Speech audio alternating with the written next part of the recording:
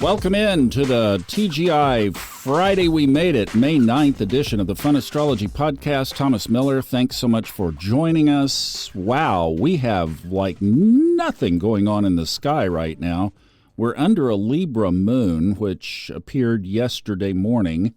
It goes void, of course, overnight while you're asleep, but it's a long one. 2:15 in the morning Eastern when it goes void, of course. 4 o'clock in the afternoon when the moon enters Scorpio, where it shall stay all the way through Monday.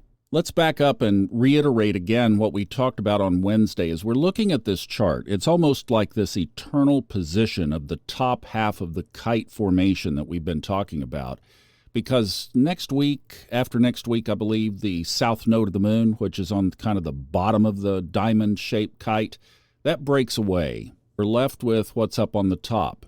And that plus Jupiter is just simply not going to budge for a while.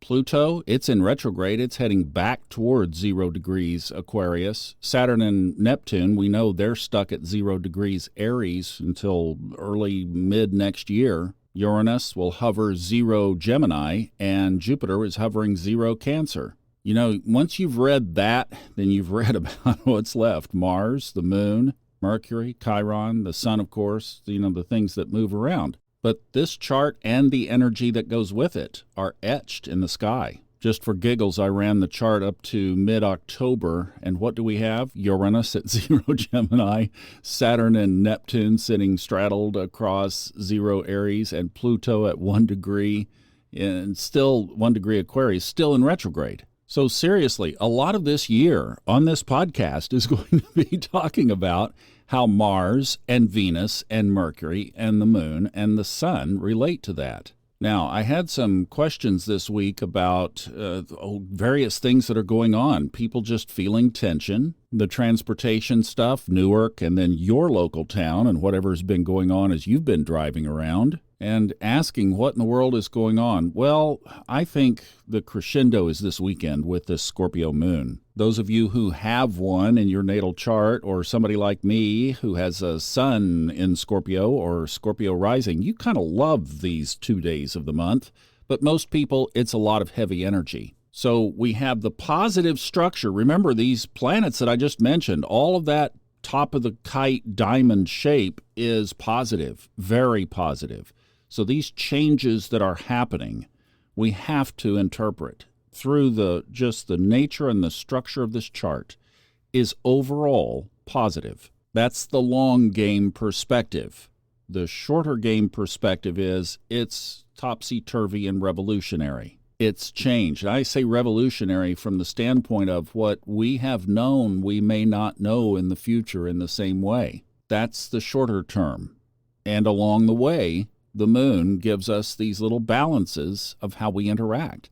So this weekend, kind of the trick, I think, is have a long leash. Remember that not every text, not every email, not every phone call needs to be answered at all or on your time. And if there's potential tension around it, it might be a good thing to kick it to Tuesday or beyond. Then Lunar will be in Sagittarius and will be in a lot more festive mood. Now, remember, we have a full moon on Monday, but the best viewing, I think, would be Sunday night. That Scorpio moon is in its fullness at 5 minutes prior to 1 p.m. on Monday Eastern. So I'd advise a Sunday night as it's getting bigger viewing, and then a Monday as it's getting a little smaller, but it's closer to the exact time.